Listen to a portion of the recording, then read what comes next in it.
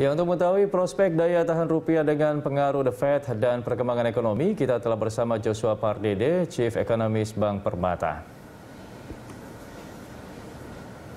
Ya, Mas Joshua, seperti apa pergerakan rupiah sepekan hingga sore ini? Kemudian bagaimana prospek rupiah pekan depan? Ya, selamat sore Mas Andra.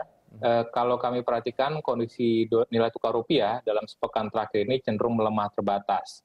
Dan kalau kita lihat hari ini rupiah masih bergerak di level 14.300 ya. Dan ini kalau kita lihat ada beberapa faktor. Yang pertama adalah risk of sentiment yang didorong oleh beberapa risk event ya, ataupun beberapa faktor. Yang pertama adalah terkait dengan debt ceiling di Amerika Serikat, yang kedua juga masih terkait dengan kasus krisis utang Evergrande, dan yang ketiga adalah terkait dengan kondisi ekonomi Amerika Serikat yang merefleksikan optimisme dari pelaku pasar terkait dengan tapering yang akan dimulai di akhir tahun ini hingga di bulan November tahun depan, di pertengahan tahun depan. Dan secara umum juga kalau di tengah pelemahan rupiah kita melihat bahwa US Treasury yield juga cenderung meningkat, dolar indeks juga menguat terhadap mata uang, mengindikasikan bahwa dolar Amerika Serikat juga menguat terhadap mata uang utama, dan yang selain itu juga di pasar surat berharga negara, imbal hasil dari surat utang negara Indonesia pun juga trennya meningkat dalam seminggu terakhir ini. Oke, ya Mas Joshua, bagaimana analis Anda soal inflasi inti? Seperti apa prospek daya beli di kuartal keempat? Iya betul, baru saja tadi pagi ya di BPS merilis data inflasi umum bulan September yang lalu, di mana inflasi bulanan ataupun IHK-nya tercatat deflasi 0,04%. Dan itu juga penyumbangnya ataupun pendorongnya adalah inflasi harga bergejolak, di mana beberapa harga komoditas pangan menunjukkan tren yang menurun di tengah memang masa panen raya ya, panen raya yang kedua di tahun ini. Tapi di sisi lainnya, inflasi inti masih menunjukkan tren inflasi bulanan, inflasi inti ini cenderung menurun ataupun melambat ya. Jadi memang kita melihat bahwa efek dari kenaikan inflasi komponen pendidikan di bulan sebelumnya akibat tahun ajaran baru ini udah mulai agak melandai. Sementara itu dari sisi demand side ataupun sisi permintaan ini masih belum begitu kuat ya, meskipun pemerintah sudah mulai merelaksasi PPKM, aturan PPKM, dan juga merelaksasi aturan kunjungan di pusat perbelanjaan ataupun di pusat hotel, di restoran itu juga, tapi ini belum mengindikasikan hal yang cukup positif. Tapi di sisi lainnya, data lainnya juga di pagi ini terkait dengan aktivitas manufaktur, berdasarkan survei dari market menunjukkan bahwa PMI Manufacturing Indonesia bulan September sudah kembali dalam fase yang ekspansif, sudah lebih dari 50. Jadi artinya ini mengindikasikan juga bahwa ada kenaikan permintaan orderan dan juga ada peningkatan dari kapasitas produksi yang kita harapkan bahwa tren pemulihan ekonomi Indonesia akan kembali berlanjut nanti di kuartal keempat tahun ini. Oke, ya Mas Joshua, bagaimana daya tahan rupiah hingga akhir tahun dengan pengaruh plafon utang dan ekonomi Amerika serta dinamika Tiongkok? Ya, seperti yang kita tahu juga bahwa kemarin parlemen di Amerika Serikat, Senat ataupun Kongres di Amerika Serikat sudah menyepakati bahwa diputuskan stop gap, artinya risiko dari government shutdown di Amerika Serikat ini yang akan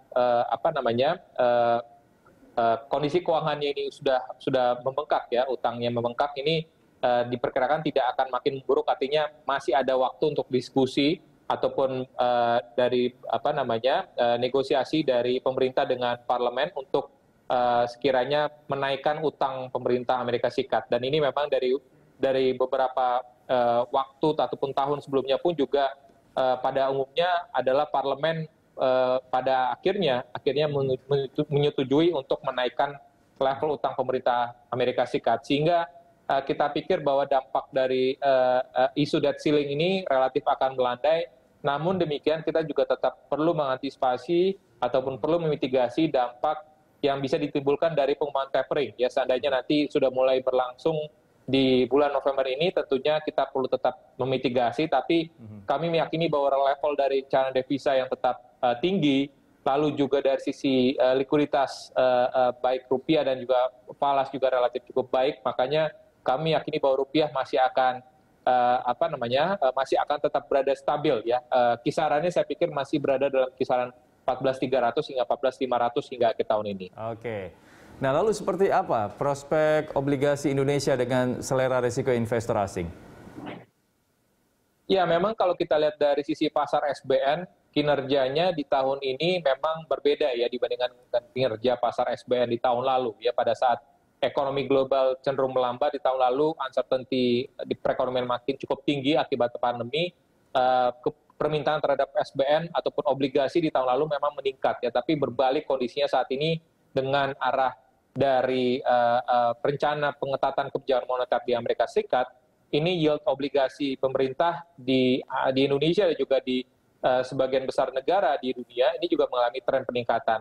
Nah, tapi kalau kita melihat dari sisi daya tarik ataupun imbal hasil yang ditawarkan oleh obligasi pemerintah Indonesia saat ini, let's say yang 10 tahun saat ini berada di kisaran 6,3, itu saya pikir 6,3, 6,4, saya pikir itu masih tetap menarik ya, mempertimbangkan bahwa tingkat inflasi di Indonesia pun juga sampai dengan saat ini masih di bawah 2%. Jadi real yield yang ditawarkan oleh surat utang pemerintah Indonesia masih relatif sangat atraktif. Jadi saya meyakini bahwa daya tarik untuk investasi di pasar obligasi ini masih menarik juga, dan apalagi struktur investor di pasar SBN saat ini kita tidak terlalu bergantung pada investor asing, karena kepemilikan investor asing relatif sudah cenderung menurun ya, dari kepemilikan sebelum pandemi itu masih mendekati 38% hingga 40%, saat ini hanya sekitar 22%, sehingga inilah menunjukkan bahwa struktur investor domestik Indonesia pada SBN ataupun obligasi masih relatif baik, sehingga ini akan tetap membatasi potensi sekiranya terjadi dampak dari tapering di akhir tahun ini. Oke, baik. Terima kasih Mas Joshua Pardede. Selamat kembali beraktivitas. Ya, Mirsa, Joshua Pardede, Chief Economist Bank Permata.